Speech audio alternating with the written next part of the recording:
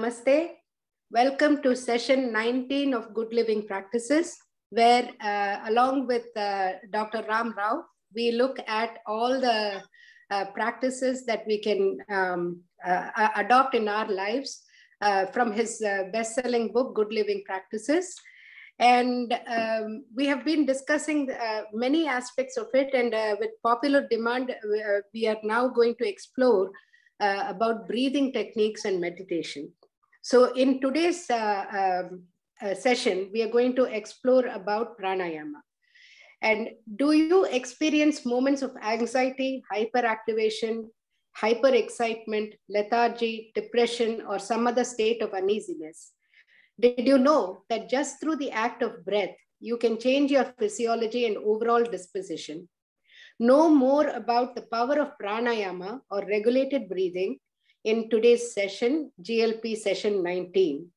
We'll discuss the power of pranayama and how this affects all states of individuality. And we will cover the following aspects. What is regulated breathing? Types of pranayama, benefits, indications, and contraindications. So we have heard many times at the time of stress and everything, you know, they say, take a step back, take a deep breath. And so all those things, you know, it's something, it's not just in yoga or in Hindu philosophy or any of these things. It is universal. And meditation is something that is universal. And last time we talked a little bit about meditation, and this time, you know, we want to explore how we can, through regulated breathing, help our body, help our thinking and everything. So if you have noticed, whenever we feel stressed, we kind of either stop breathing or we are very intense into something, we stop breathing. So we have to remember to breathe. And whenever we take a deep breath, it actually relieves and opens up the passageways and helps the thinking. And many times I have adopted that whenever I feel a little stressed, especially at work stress or anything like that. I just take a step back, take a deep breath, and then it clears my mind, and then I'm able to focus even better.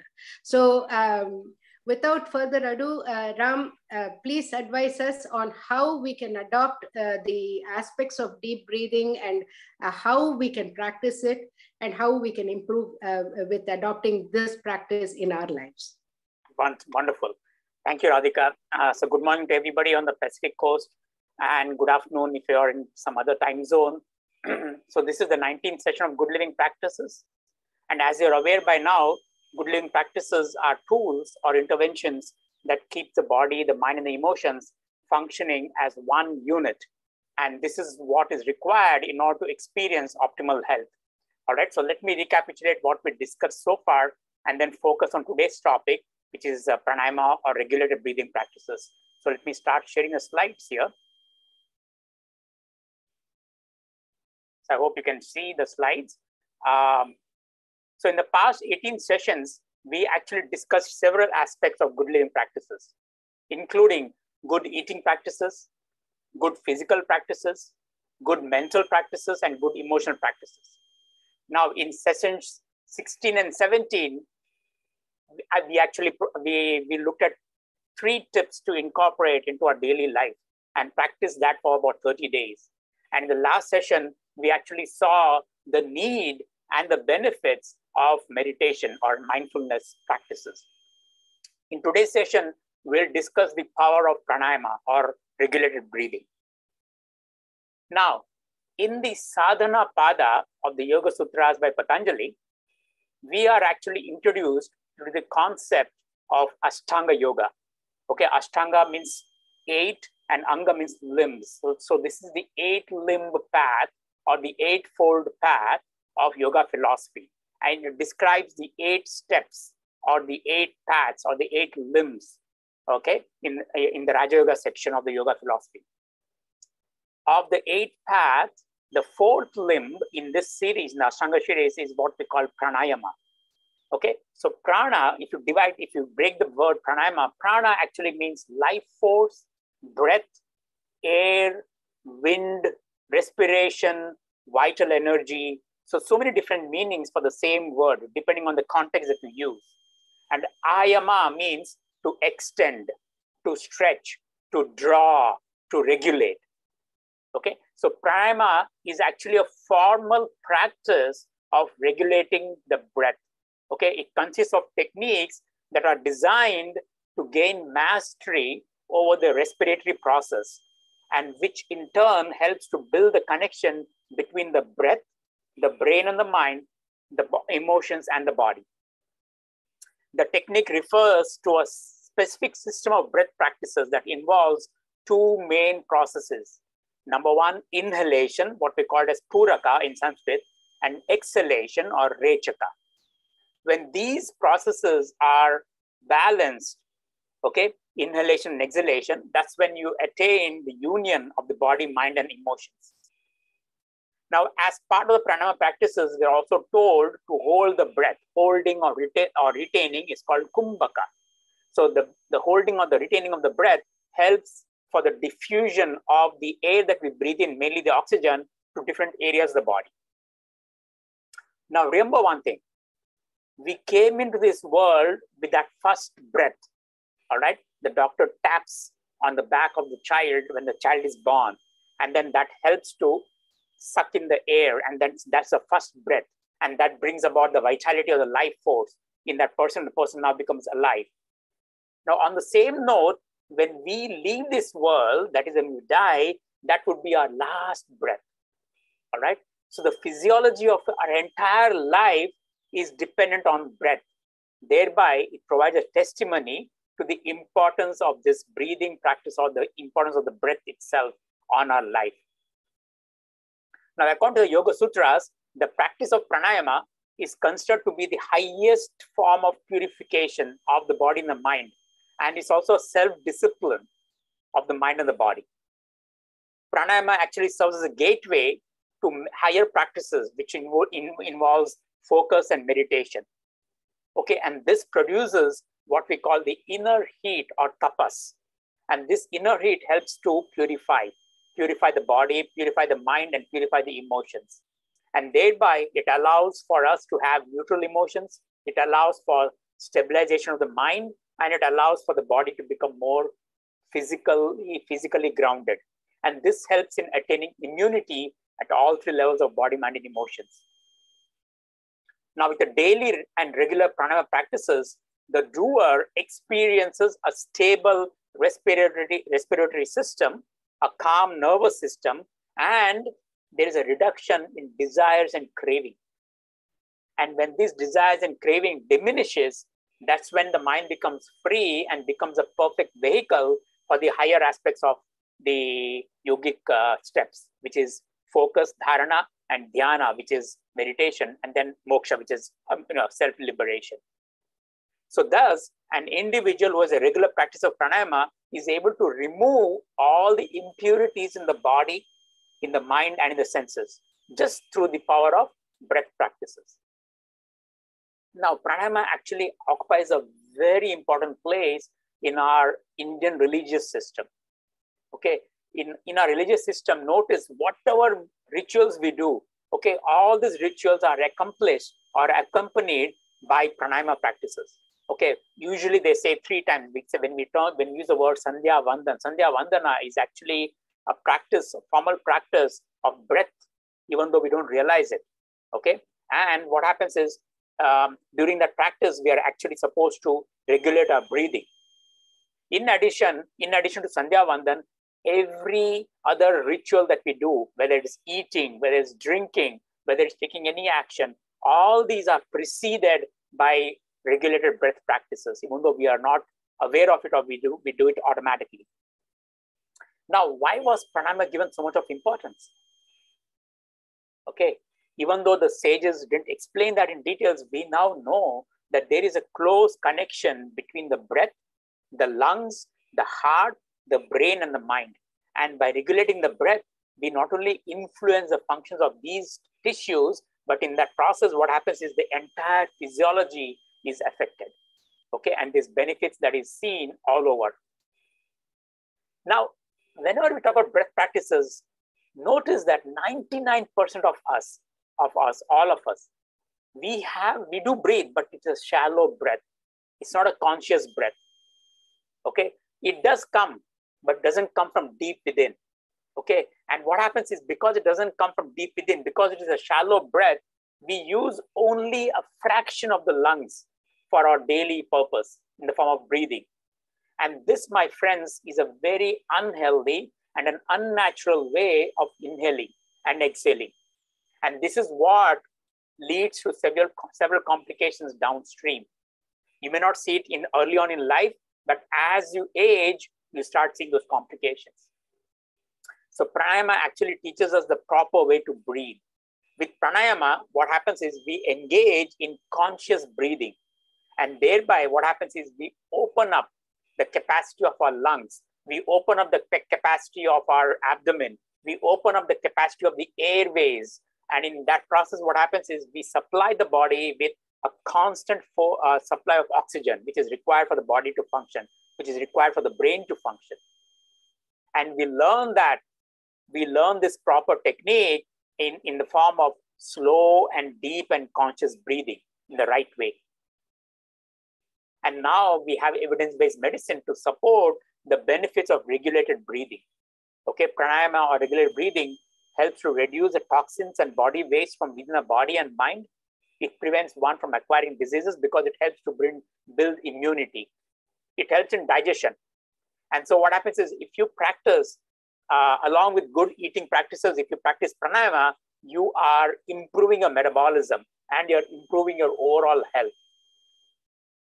At the level of the mind, it helps to develop concentration, it helps to develop focus, and it helps to achieve peace. The mind can function much better, much more clearly, and you can make wise decisions in a very calm and in an effective manner.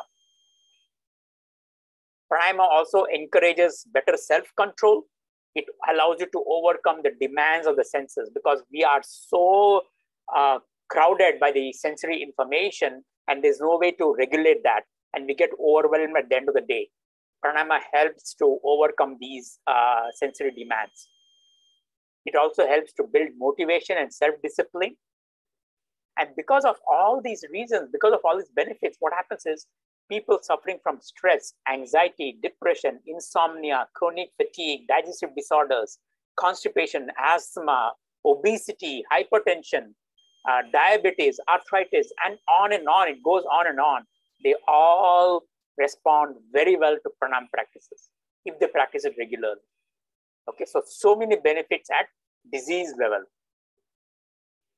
Now, understanding how pranayama functions will help to appreciate why it is so powerful, and will also help you to choose the best practices. Okay, what is more appropriate for your specific health condition, if at all you're doing it for betterment of your life, to eradicate a disease or to reverse a disease condition.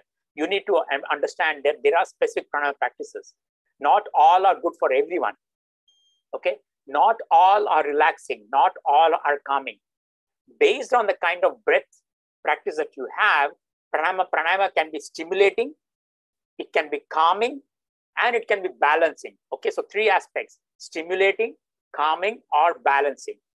And there are indications and contraindications for all of these. So let's talk a little bit about what exactly happens at the physiological level, at the neuroscience part of what happens to our regulated breathing. Okay, so there is a part of our nervous system that controls the functioning of our body.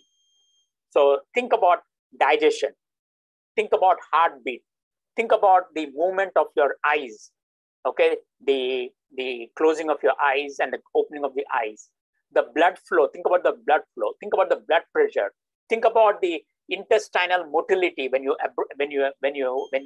intake your food. Okay, think about breathing itself.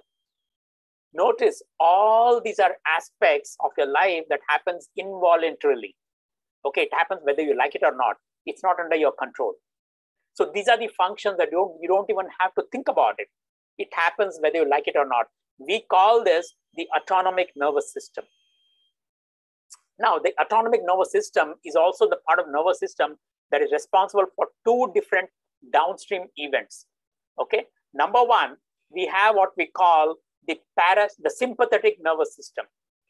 The sympathetic nervous system is that part of the nervous system that takes you into a stress mode or the flight or the fight response. Okay, it helps you to become activated. It helps you to become more aware of your surroundings. It helps you to take action. Okay, and there is another part of the autonomic nervous system called the parasympathetic nervous system. This one actually triggers the relaxation response. Okay, this is what happens when you feel slumbery after eating, when you feel sleepy. Okay, this is the rest and digest response, or when you're feeling a little more calming, or when you feel lethargic, when you feel depressed. All these are part of the parasympathetic nervous system. So two opposite functions of the autonomic nervous system. One is the stress response or the activation response, and the second is the relaxation response. And both are governed by the autonomic nervous system. The problem is, this is a part of the nervous system that you cannot have control on. You cannot tell the body, okay, let me switch to the autonomic nervous system. Let me switch to the fight or the fight response, or let me switch to the depression response. No, you don't have that control. Okay. However, or for that matter, you cannot say, let my heart beat faster, or let my food be digested quickly. Okay, it would be nice to do that, but unfortunately, we don't have that control over us. However, you can control some of these responses indirectly. And that is what happens through your breath. Okay. And so what happens is when you intentionally hold your breath, okay, or when you speed up your breath, like when you speed up your breath, or when you slow down your breath deliberately, okay, or when you close one nostril and breathe through one nostril. Okay. In all these cases, what's happening is you're altering your breathing. Okay. And when you alter your breathing deliberately, you are actually taking control over some of the autonomic nervous system. Very interesting. And this happens because the breath that you take in through the way that you regulate it, it has a close relationship between the heartbeat, between the lungs, between the brain, and between the nervous system, because the nerves that coordinate all the responses finally respond to that breath. So what happens is, each time you breathe in, okay, so let's say you inhale. So when you inhale, the nerves coming from the brain, it stimulates the heart to pump a little faster. Yes, it happens, even though we are not aware of it. So when you inhale your breath, when you inhale the breath, you are actually telling the heart to beat a little faster. In the same way, when you exhale through your nose, you are telling the brain, or you're telling the heart to slow down. But the problem is the effect of this inhalation and exhalation is so minuscule that you don't realize it. But every time you breathe in and breathe out, you're actually changing the heart rate. Now imagine, now that you know this, now that I've told you this practice, now I've told you this, imagine now if you consciously alter your breath by inhaling a little more deeply, okay? Or you exhale deliberately a little more deeply. What's happening is you are actually altering the heartbeats. You're actually altering the heart pumping. You're actually altering the blood flow. You're actually altering the heart pressure or the hypertensive pressure. So the cumulative effect, the accumulated and the cumulative effect over time allows you to either slow down your heartbeat, okay, or it allows you to increase your heartbeat. It's a great physiology, my friends. And now we know, I mean, the sages knew this and they describe it in the Ashtanga Yoga. We now have evidence-based medicine to support this. So the longer the inhalations, the heart rate goes up. The longer the exhalations, the heart rate comes down. Okay. So now let's see what happens. So let's say you want to improve your heart rate. You want to engage in stimulating practices. Okay. You want to stimulate yourself. You want to get excited. You want to get motivated to do some work. Okay. Or let's say you are engaging in a marathon run.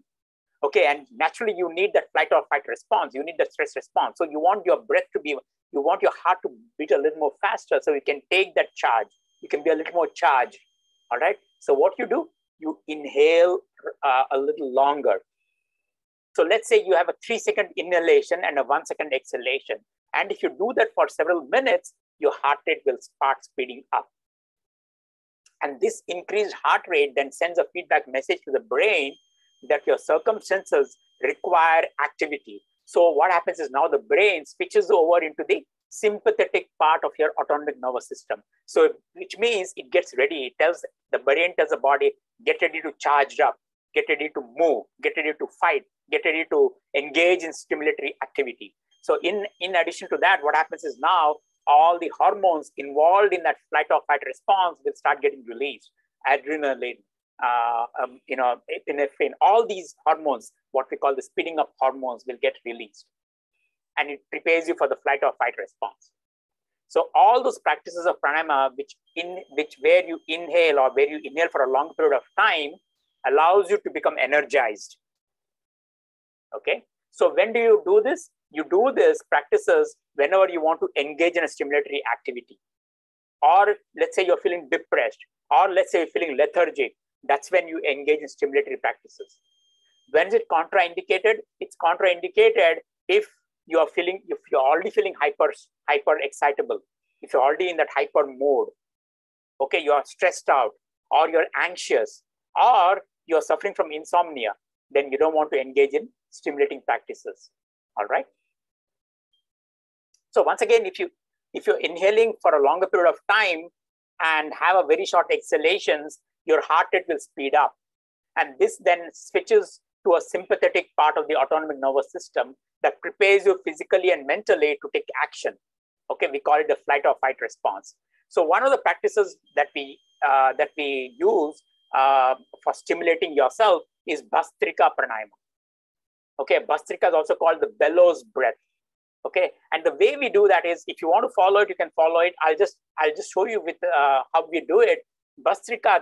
Now different teachers have different ways of saying this, but in my class, the way I like to teach is I like to engage the hands so that it becomes easy to practice your breath with this. Okay, so in Bhastrika, what happens is you are inhaling consciously for a longer period of time. Your exhalations are short. Okay, so what we do is, so in Bhastrika, what we do is we inhale longer and we exhale short. So in this kind of a practice, and I like to use the hands, so this is how it looks. So what I do is when I start, now remember one thing, before I start to show how we do Bhastrika, please remember in pranayama practices, whenever we exhale, and I don't have I wish I brought my a toothpaste to show you. So imagine this to be a toothpaste. Okay, what happens when you press the sides of the toothpaste? When you press it, what happens? The contents spurt out, right? In the same way, when you are exhaling, you have to bring your navel deliberately towards the spinal cord. So you have to contract your diaphragm. You have to contract your tummy. You have to bring your navel to the spinal cord. So when that happens, you are exhaling in a proper way. Now, when you inhale, what happens is you are going to expand your tummy. Imagine blowing into a balloon. What happens? The balloon expands. In the same way, when you're inhaling, you have to blow out your tummy. You have to blow out your diaphragm. You have to open up your chest. When that happens, you're creating more space for the air to flow in. Okay? And we don't do that consciously. So that's why I call it a shallow breathing. But now that you have understood how we do it, you can now start being more conscious when you breathe in. So when you breathe in, expand your chest, blow out your tummy, create a space for the air to fill in. And then when you exhale out, you contract your abdomen, you contract your tummy, bring the navel to the spinal cord. And then what happens is you're exhaling properly. Okay. So in Bhastrika, what happens is this contraction and expansion is coordinated with your movement of the hand. Okay. So when I inhale, I'll take my hands up. When I exhale, I'll bring my hands down. Okay. And you notice my inhalation when I'm taking my hands up. All right. So first, when I bring my hands here, I'm exhaling out. Okay. So when I don't, you cannot see me, but my tummy is drawn toward the spinal cord. And then now let me just demonstrate for a round of 3 practices. Okay. Inhalation and exhalation.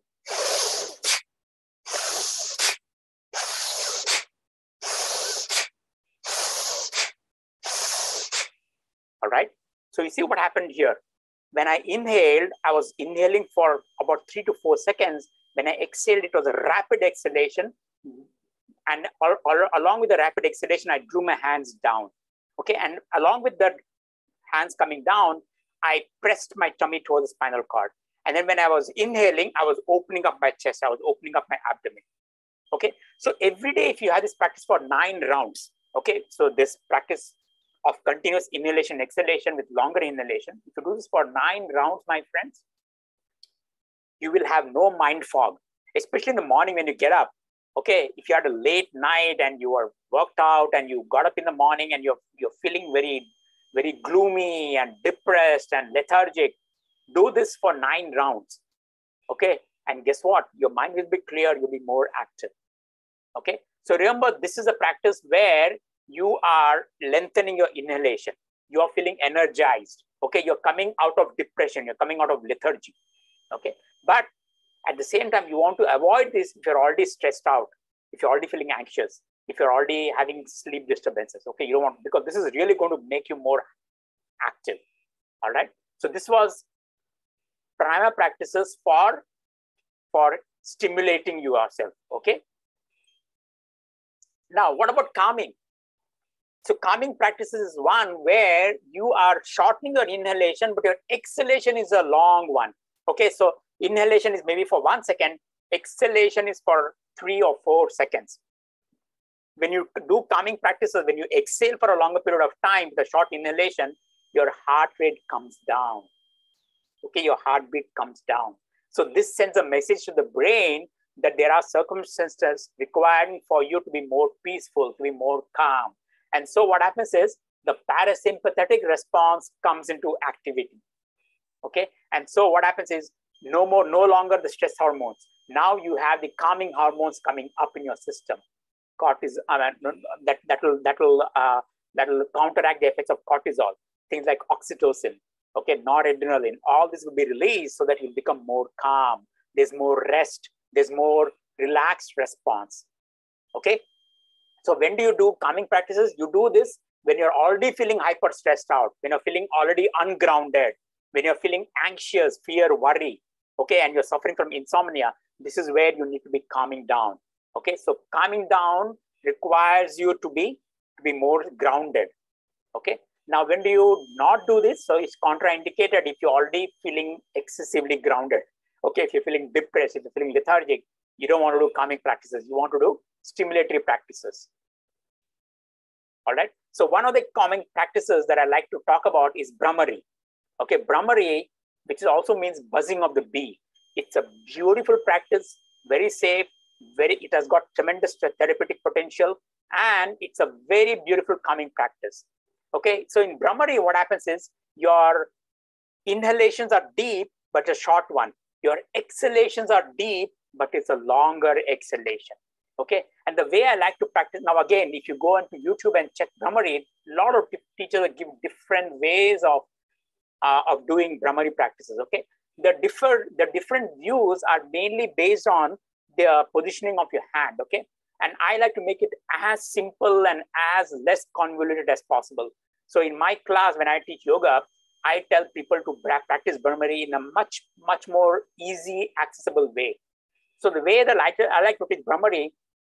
So in Brahmari, what happens is, still, when you're inhaling, you're still opening up your tummy. When you're exhaling, you're pushing the navel to the spinal cord. Okay. The only difference is in Brahmari, we are having longer exhalations.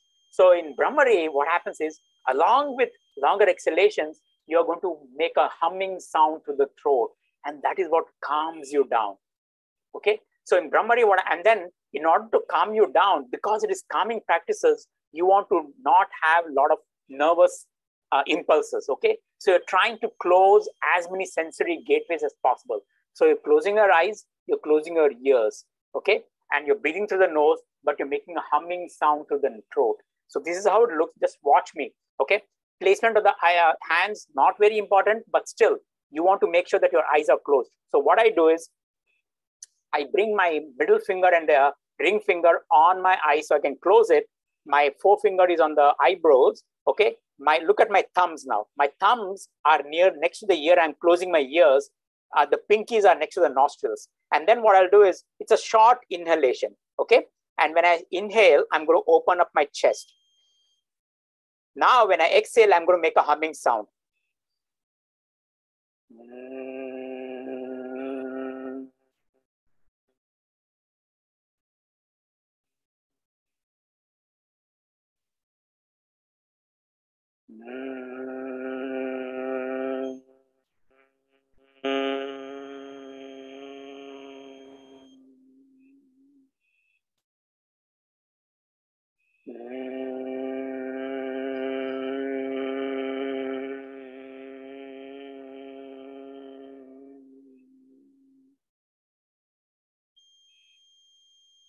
I'm already feeling so calm down.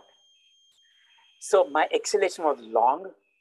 Because of my regular practice, I can exhale for at least 15 counts, okay, or 15 seconds, if you can call it.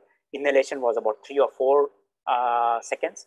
Exhalation was about 16 seconds. I can even go longer, all right? This is really beautiful, my friends. It really calms you down. By closing your eyes, okay, and by closing your ears, what you're doing is you're not allowing any more sensory impulses, right? Because you want to calm down. You don't want too many noises coming up. You don't want to hear too many noises. You don't want to see too many noises, all right? So you're calming yourself down. And then by humming through the throat, you're actually creating a positive feeling in your mind and breath, okay? It's beautifully done. I mean, if you have a regular practice, it really helps you to calm down. And remember, according to classical text of Hatha Yoga by Patanjali, with the regular practice of Brahmari, you actually attain bliss. Okay, so it's a beautiful practice. All right, so let's move further. Now, let's say you are not involved, you don't want to do calming, you don't want to do stimulating practices. You just want to have a daily practice of pranayama. A daily practice is what we call balancing practice. Okay, balancing practice is neither too stimulating nor too calming. It's, as the word suggests, it's a balancing breath. Okay, so it harnesses both the inhalation and the exhalations equally. In addition, what happens is in balancing pranayama, we actually hold. Okay, kumbhaka, we hold it for a period of time. So our inhalations, our holding and exhalations is balanced. Okay, and one way to achieve this is through a practice called alternate nostril. It's also called nadi shodhana. It's also called anuloma viloma. Everything means the same. Okay, it's a practice wherein you are balancing the inhalation, you're balancing the exhalation, you're balancing the holding. So the heart rate is neither too high nor too low. It's a balanced heart rate. Okay, and the ancient yogis knew about this. They knew what happens when you do balancing practices. Okay, and they suggested that balancing practices for everybody, no matter who you are, at what stage of life you are, if you do alternate nostril or nadi shodhana, it balances you. So anybody can do it. There's no contraindication for balancing practices because we are not stimulating or we're not calming it excessively. Okay, and what happens is, if you see evidence-based studies, most of the evidence-based studies talk about these balancing practices, and they link the breath to the activation of the parasympathetic or the sympathetic nervous system. It's beautifully done. People have seen MRI studies. They've done MRI studies to see what happens when you do alternate nostril, and they have seen actually what happens as you inhale to the left, you're stimulating the right part of the brain. As you inhale to the right, you're stimulating the left part of the brain. Okay, so the right part of the brain is what we call the emotional aspect of the brain. The left part of the brain is what we call the masculine part, or the part that is involved in logic, analysis, activation, stimulation. Okay, and now evidence-based studies show that. They show that when you breathe in alternately through the right and the left, you are stimulating both hemispheres of the brain. Okay, so again, it's a great practice. The yogis loved it. The evidence-based studies suggest that anybody can do it. Okay, basically now again, too many teachers will tell you different ways.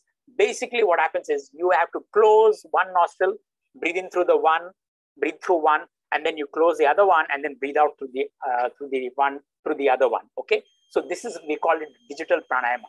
Okay, basically what happens is in this practice, you depending on your practice, you can either inhale for a certain period of time, you hold for a certain period of time, and you exhale for a certain period of time. Okay, but you have to make it equal. let's see. So this is how it is. So now there are complicated positioning of the fingers, but don't worry about that. Just remember to close your right nostril, your left nostril. Okay, you use the last two fingers. To close your right nostril, you could use your thumb. Okay, so now what happens is I'm closing my right thumb. I'm going to inhale to the left. Okay, we always start inhaling to the left. And then I'm going to hold the left, close the left. I'm going to hold my breath. And then I exhale to the right. Now remember, exhalation is always accompanied by drawing the navel towards the spinal cord. Now I'll inhale through the right. I'm expanding my tummy, I'm expanding my chest. Now I'll close the right, I'll hold it, and then I exhale through the left. When I exhale, I'm drawing the navel towards the spinal cord. So that is one round. Okay, if you do that for 3 rounds, let's say you don't have time, do it for 3 rounds. Or if you have more time, do it for 6 rounds or 9 rounds. My friends, you will be in a perfect state. Your manager will be happy with you. And if you also for the manager, you will be able to deal better with your co-workers. Believe me, it's coming from me as a neuroscientist, and this is supported by evidence-based studies. Okay, so this is what we call balancing pranayama practices. So as the name suggests, it balances your nervous system. Okay, many people in this world need to balance the nervous system. Why? Because either we are too much activated or we are too low in our field. Okay, we are either depressed or lethargic. Okay, and we need that we need a balancing practice, and the way to balance it is balance your breath. Okay, so we are neither too activated nor are we too depressed. And in all these cases, alternate nostril becomes the best practices. So remember, if you're confused and you do not know what to do, but you want to do pranayama practices, take up alternate nostril, Nadi Sodhana. Very good for all people of all constitutions. It's very safe, very gentle.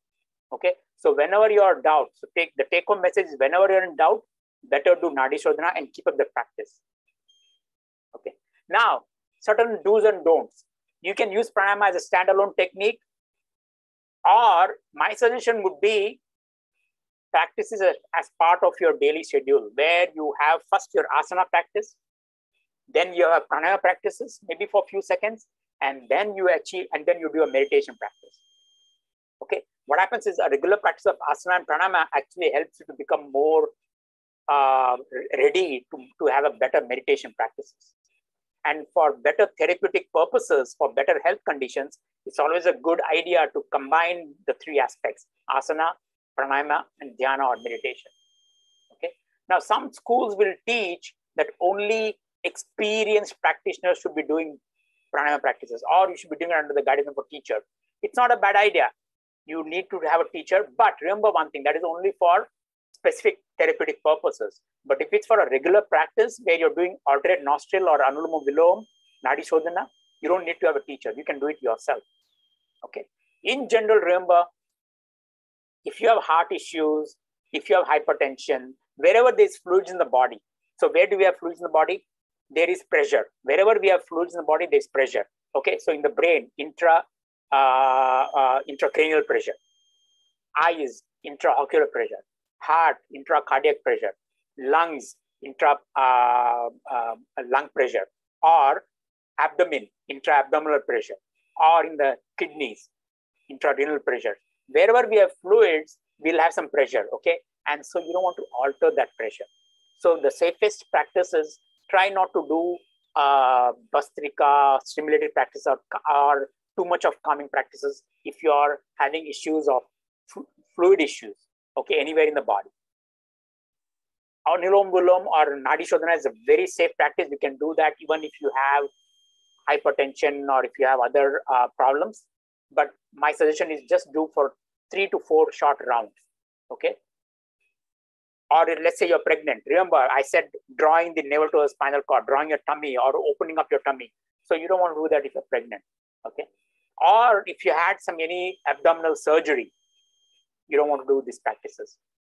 Or let's say you have some problems with the respiration itself in the bronchial airways, or in the lungs itself. Try not to do that till you are completely healed. Okay.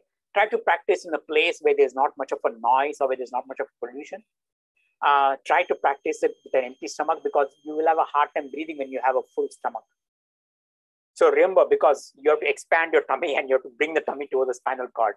Okay, so better not to do it when your tummy is full. Okay, and try to avoid doing it when you're just about to go to bed. Okay, you don't want to do pranayama practices. Do it 3 hours before you go to bed, and then do a meditation before you go to bed. Okay, so I hope you got the message. Pranayama practice is a very powerful practice, very good, very beneficial for all practices, especially if you combine it with asana and meditation. Okay, it's a great practices, and it helps you to achieve immunity at all 3 levels. Okay, so let me stop here and take any questions. Thank you very much, Ram. This has actually opened my eyes, because the only one that I was aware of as far as pranayama, pranayama is concerned, was the Anulom Vinulom, that you had taught during the yoga practice. Right. And it was nice to know about the other 2 techniques as well, for stimulation and for calming. Right. So that's a good eye opener. I also wanted to share, actually, because as I informed you at the beginning, my mother-in-law, she's 86 years old, and she's very diligent in practicing these breathing techniques and everything. And recently, what happened was they found 3 blockages in her in the vessels, and they had to put in 3 stents. But the doctor was surprised, because the blockages were quite severe. But I think he said that because she practiced the breathing techniques and she was meticulous about it in the morning, like she would do that, and she would advise us, we would laugh it off. We would say, oh, it's Amma's medicine, or, something like that. But to be honest, I would give her credit that is what actually saved her, because, and at 86, she still goes up 2 flights of stairs to her apartment, and there's no lift or anything. And, she's fine. Only recently has she been feeling breathless because of that condition. Right. So, and Radhika, that's, you're giving a true example of somebody that is known to you. Yeah.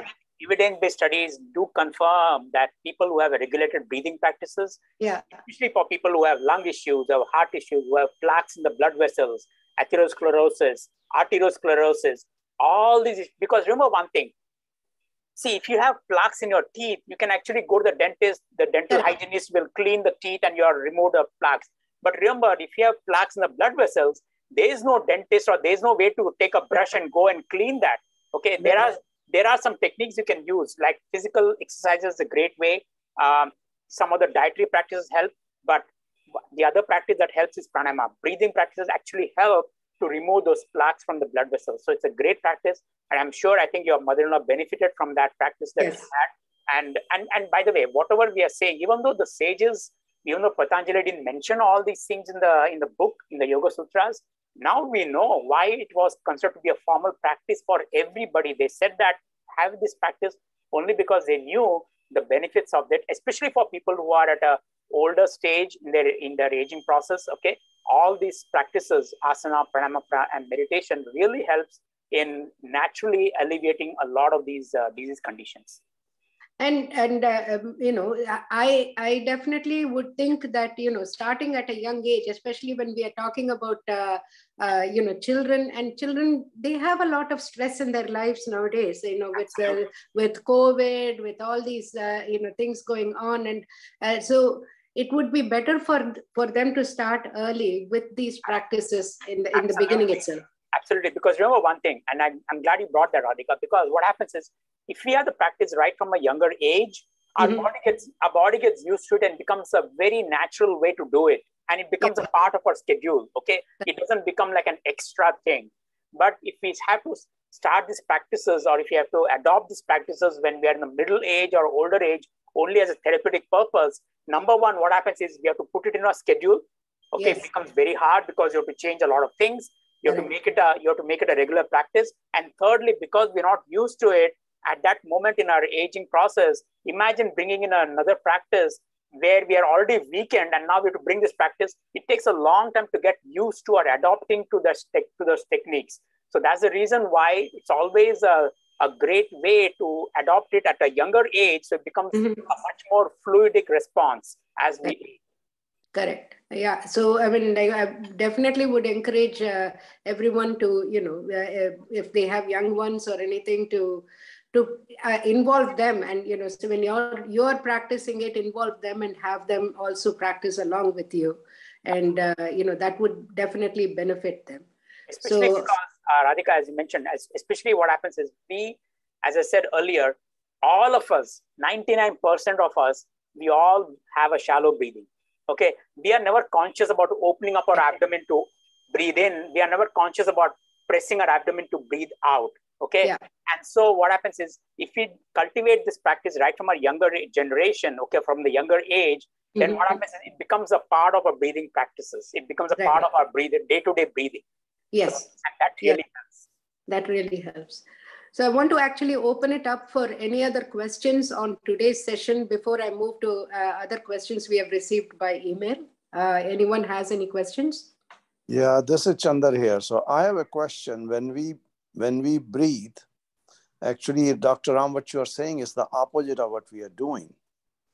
I mean, when I breathe in, the tummy goes in and the chest, yes, expands. But when you exhale, then the tummy is coming out. So no, that's not, I mean, that's not the way to do it, because remember one thing, when you exhale, you want to make sure that everything from the base, from the base of your tummy all the way up, including your lungs, liver, everything comes out. And the only way it comes out is when you press the sides. Okay, so when we breathe out, you have to press the tummy towards the spine. So when you press it, just like a toothpaste, when you press the ends, things spurt out. So the same way happens when you exhale. When you bring in your tummy towards the spinal cord, you're breathing out. And now that you're brought in more towards the spinal cord, it's like contraction. Now you need to make space for the air when you're inhaling. So how do you make space for the air to inhale? You open up. So you're puffing up your tummy. So now you're creating more space, more air gets absorbed, more air gets into the body. So yes, I agree with you, Chandarji. There was a time when I was doing the same. It's very difficult. It's very difficult, but it comes with practice. It's very, I mean, automatically when we inhale, our tummy goes inside, but that's not the way. That's a shallow breathing. Yes, absolutely. Even when we do a deep breathing, it does the same. The tummy goes in. You have to be very careful. So that's the reason why I would suggest, Chandarji, the best thing is always, that's why a real good teacher will always start with exhalation, because exhalation, you're consciously moving your spine towards the spine. I mean, you're moving your navel to the spinal cord. Okay. Now, when you inhale, naturally you have to open up, right? So then you do that practice every day. So start with exhalation first. Then it becomes easy to observe and make sure that your tummy is opened up when you're inhaling. Okay. I mean, so we've been doing it wrong all our life. Try that way. No, we were not doing wrong all our life. You were just doing what I call the shallow breathing. Right. Okay. Thank you. Sure. We may have to learn from you, I think, practically someday, just a practice of how to do it, because yeah, sure. Do we hold our hands somewhere on the tummy, help it with the hands, or how do we do that? So remember, for the Bhastrika, for the stimulative practice, I said we keep our hands on the chest, so it becomes easy to lift our hands up when we inhale. Because inhaling, we have to be conscious. So inhaling, as we move our hands, automatically the tummy will open up. Okay, and when we exhale, it becomes easy to draw the navel to the spinal cord. Okay. Exhalation, between the hands out. Okay. For the other practices, Brahmari, we are keeping our hands here so we can close the eyes, we can close the ears. Okay. So that's the Brahmari practice. Alternate nostril, because we need to close the nostrils alternatively, we are keeping our hands here. So yeah. So I remember Ram, when you used to teach us yoga in Novato. At that time, you had us place one this thing just for that practice of feeling your stomach. Stomach.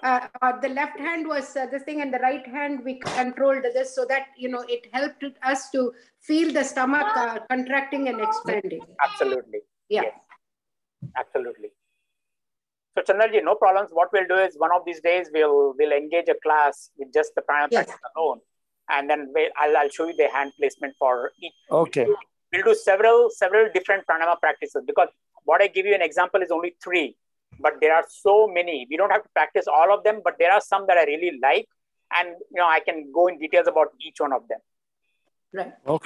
Okay. Thank you very much. Sure. Any other questions? Ramji, my name is Rama. I have a question.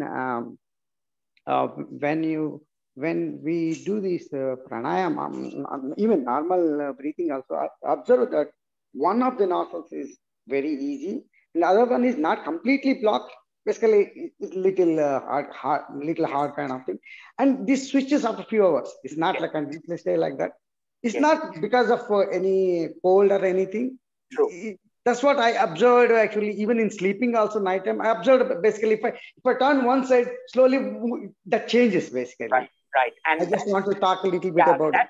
That's a normal physiology. There's nothing wrong with it.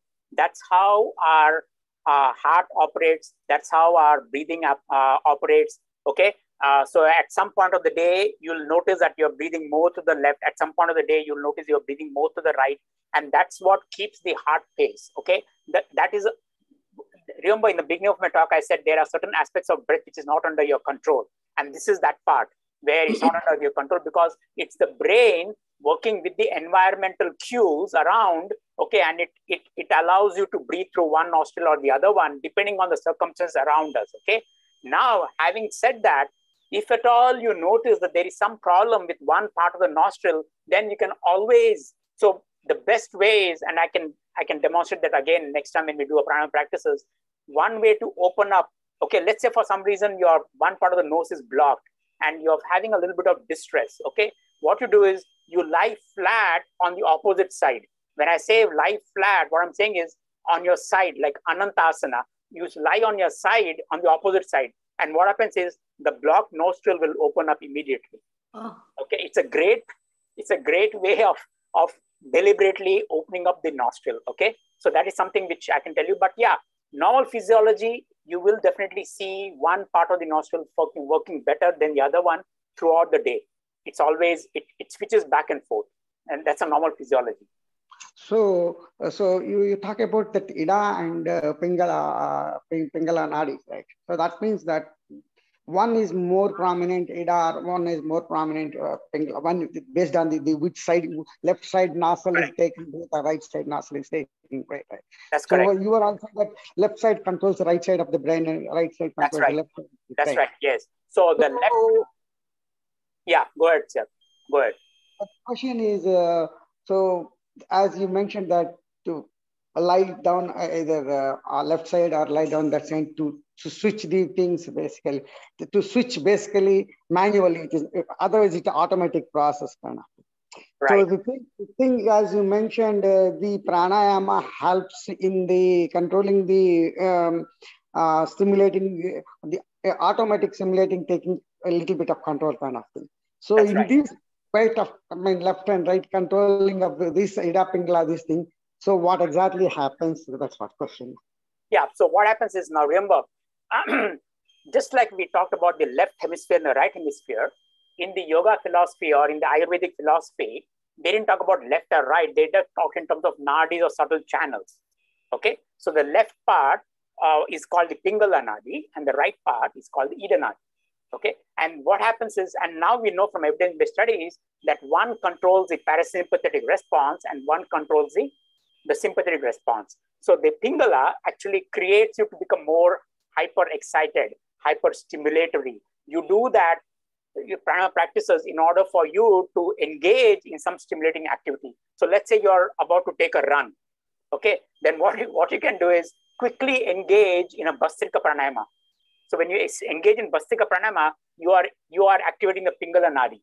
And so now your brain is all revved up and you can now start running, or you can start running after the bus, or if you miss the bus, or let's say you're participating in a swim competition or in some kind of a competition, you need that energy, okay? That will help you. Now, let's say after a long day and you're feeling very tired, you're feeling you need to calm yourself down, okay? You engage in Brahmari or Shitali. That will stimulate your Ida Nadi. The Ida Nadi is the right part of the brain. It calms you down. It slows you down. What we call the calming responses, hormones are released. So now you are engaging in a situation where your body is calm, your mind is calm, and you can get better sleep. So that is explained in the Ayurveda and yoga philosophy. And now we have evidence-based studies to support that in terms of parasympathetic and sympathetic response. Okay, and we call it Ida and Pingala. So you're saying basically push and pull kind of behavior. Either you want to really push something. I wouldn't call it push and pull, because push and pull suggests that it's something like a harsh thing. I'm just saying regulate it. Regulation is the best word. So you're regulating the left and the right responses. Thank you so much. Sure.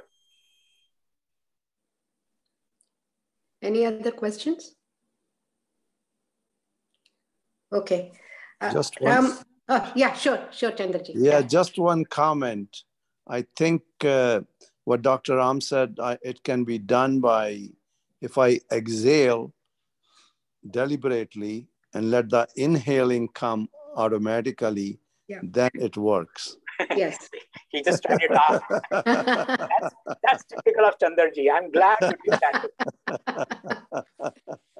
Yes. Yeah, I figured it out. That's why I said always start with exhalation. It becomes much easier. Right. Yeah, that works. Thank you. Sure. Yeah. Very good.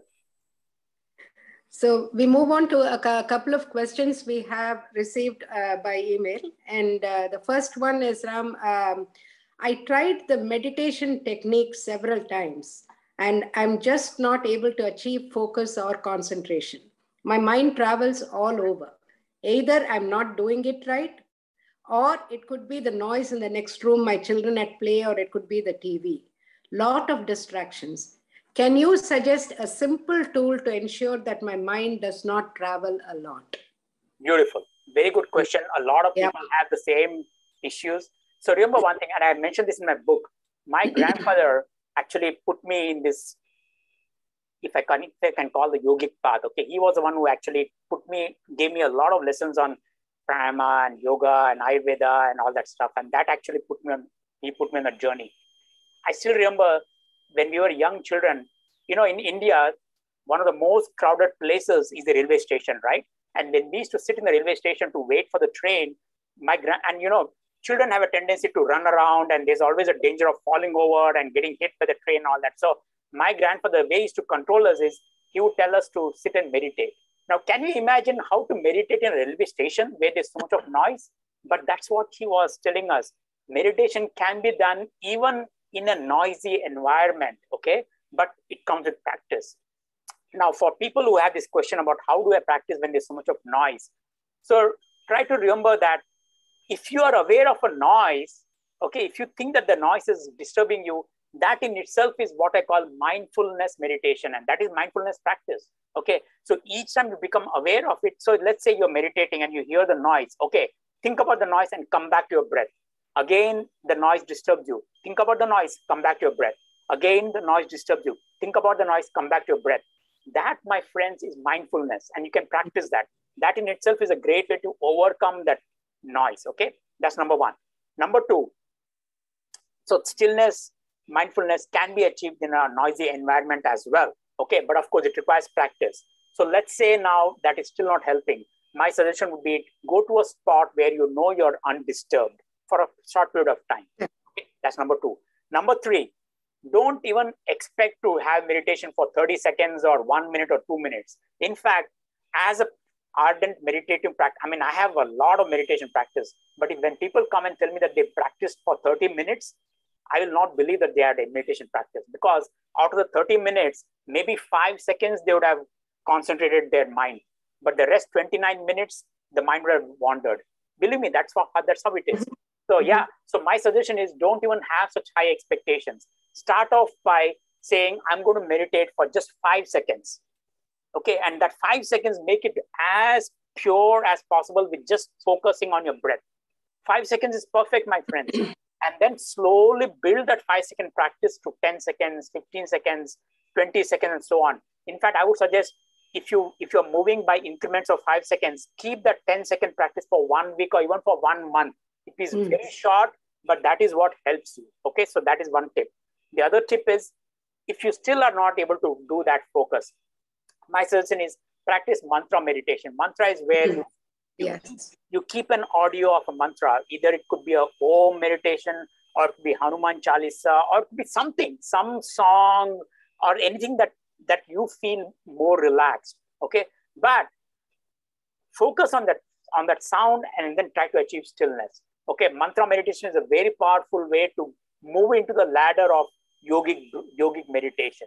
Okay, the final tip I'll give you is, if you're still not able to do that, start with an asana practice, start with pranayama practice, Anulom Vilom, alternate nostril. Okay, keep that for a few months, then practice meditation. Because remember, in the Ashtanga Yoga of Patanjali, first came asana, then pranayama, pratyahara, where you control your senses, then came dharana and dhyana, focus and meditation. It came much later. Okay, so meditation is actually on the end stage of your yogic practices. So first practice asana pranayama. Make yourself more what I call pliable or molded. You can mold your body. Okay, you can move in different directions. Then start having a form of pranayama practice. Then try to have meditation. And my friends, if you go on that step up ladder, you will definitely achieve it. Okay, but go slow. It will definitely come. Ram, what do you think about putting some earbuds or headphones or something, noise cancelling headphones? Sure, absolutely. And so whatever helps you to this thing, whatever helps. But remember one thing: so the minute you start using aids or props, right, what happens is now it's a sort of an unnatural way. Okay, yes, but still it is a stepwise. There's no judgment here. It's a step. Yeah. The step towards meditation. So there should be a time when you should be able to get off those aids, get off those props, and actually practice a time where you can actually focus without any props. Okay, props are even in asanas we use props. So pranayama also, please use props if it is necessary. No problems at all, no judgments at all, and then may go to a stage where you can achieve the same practice without any props. Yeah. Right. But I mean, like that's a good point. Yeah, very good. Absolutely. Yeah. You can definitely use props. Not a problem at all. Okay. So the next question I have is with regard to good eating practices. And it is, I am single. I frequently eat Indian veg food that I order from outside. While I'm conscious of the fact that I need to restrict restaurant food on weekdays, I don't have time to cook fresh food, and weekends ends up socializing with other singles, and I end up eating outside food. Any advice or suggestions? Yeah, great question. And just to let you know, so next month we will be talking about specific eating practices, in the sense that what do you do whether can you eat in a restaurant? What to eat when you're having a long flight? Let's say you're traveling to India, or let's say you're traveling to Europe, where it's 8 to 10 hours of flight, where you're sitting in a confined space and an environment. What do you eat? So I'm going to cover all that next month. Okay. So that's about next month's topic. With regard to this question, so several things here.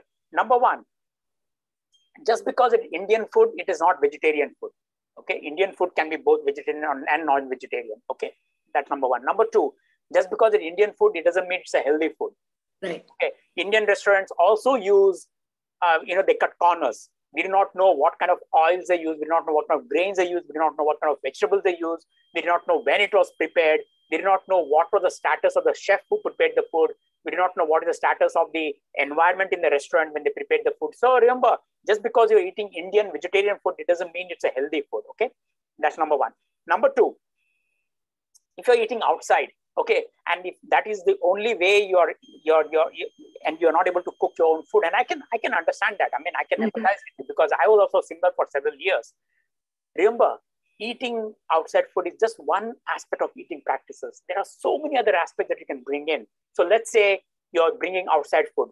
Can you meditate while you're eating your food? Which means, can you have your focus, attention, awareness on the food itself? Okay, can you chew your food? Can you practice mindful eating practices? Can you make sure that you're eating at the right appropriate time instead of eating at outside hours? Okay. Can you have a regular physical exercise practice? Okay, that will help you to digest the food that you're eating. Can you make sure that you have a good sleep practices? Okay. Can you make sure that you're always having positive attitude?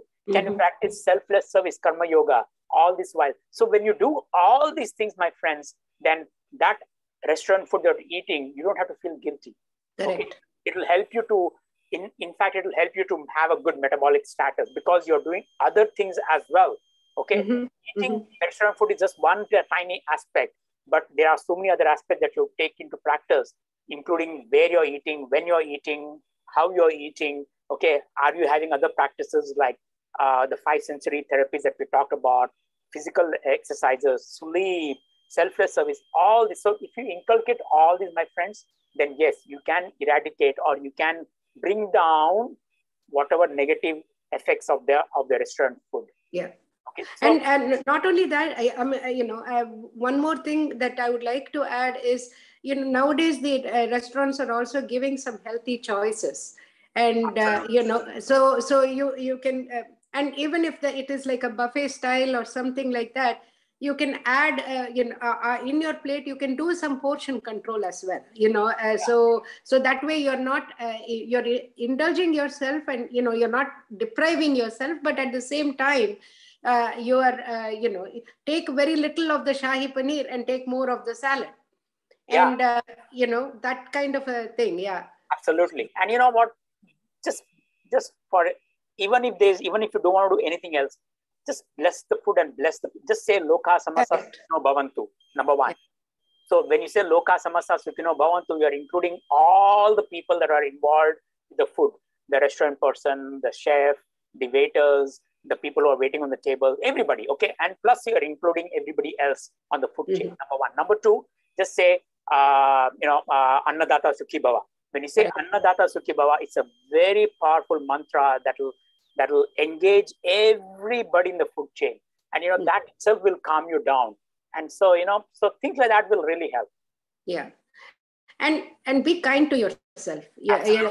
Like in fact, I was talking to, a friend of mine that, we are going to India and there is going to be a wedding and everything. And I have to be careful about what I eat, and it's going to be tempting.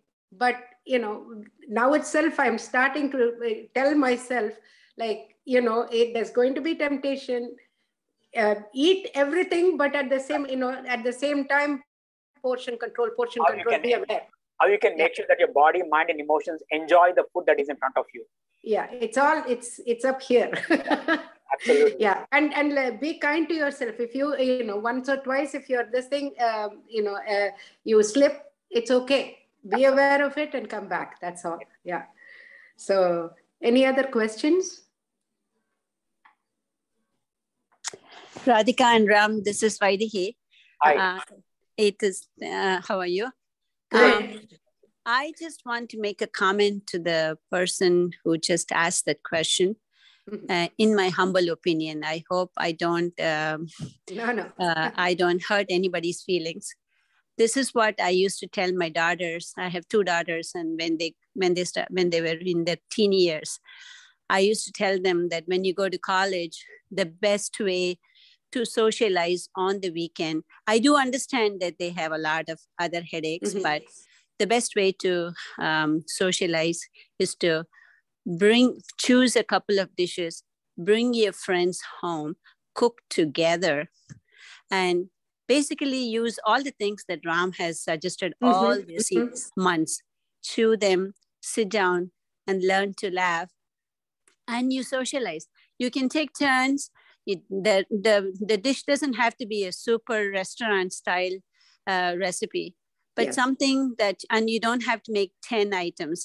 Just choose 2. Even if you make a salad, just sit down and learn to laugh and cook together. Because if you think, like Radhika just said, it's all up there. And in your attitude and training your brain, you just get together, and that is socialization. Just learning to be together and cook together is another aspect of socialization. And it really helps because it actually makes you a great cook. Both my daughters, they had sometimes, it's very hard for me to say, but the truth is they have become better cooks than me because they improvise all the recent developments. Right. And they cook so well, and they get so much pleasure in having people over. Don't worry about how perfect your house should be, how clean or how well dressed the house should be. Just having the friends over and having a good time and a laugh. Right. And I think you don't have to eat outside food. Absolutely. Even though they say restaurants do provide a lot of healthy food, I think Ram always says the food cooked 3 hours, eaten after 3 hours of it's having been cooked is of no good. The nutrition values just drops exponentially. So I think that eat it, make it fresh, eat it, laugh, and have a great time on the weekend. Yeah. And I just hope it, even if you don't agree with me completely, that person, at least give it a shot. Yeah, absolutely. It's a great advice. And so just to let you know, at Apollo Health where I work, where we have patients with Alzheimer's disease, these are the people who are at the beginning stages of Alzheimer's. And so that's what we tell them. We say, because they are in a community setting. So we say every day, we say, this is because we have, one of the things we do is we tell them to practice, specific meals that they have to eat to bring down their levels of, and to improve their memories.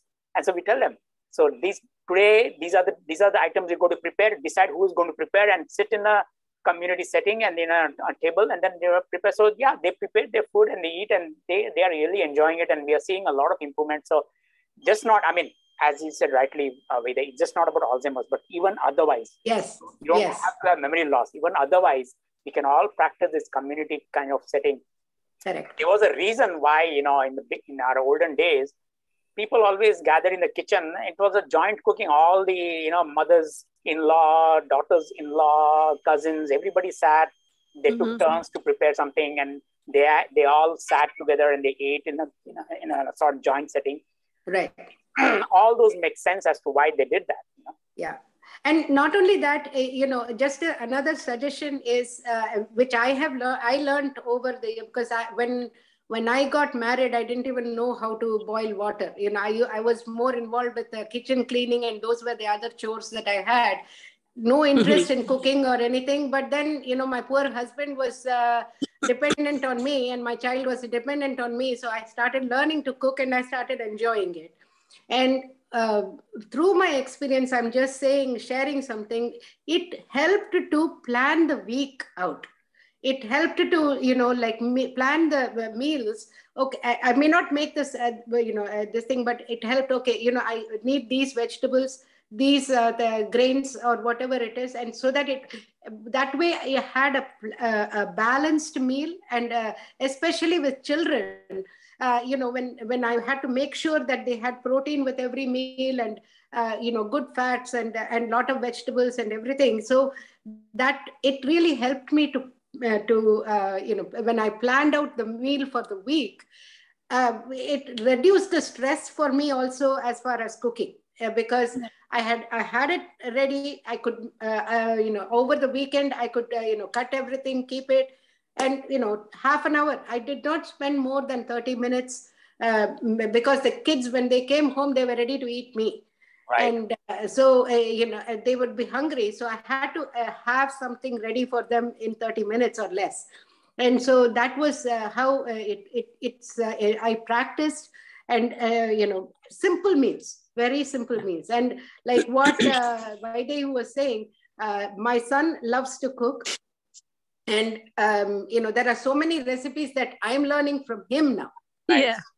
Because, he's very conscious about what he puts in his body. And, he shares some recipes, and, it's like very simple recipes, very healthy recipes with quinoa, with brown rice, and, all kinds of things, grains, good grains.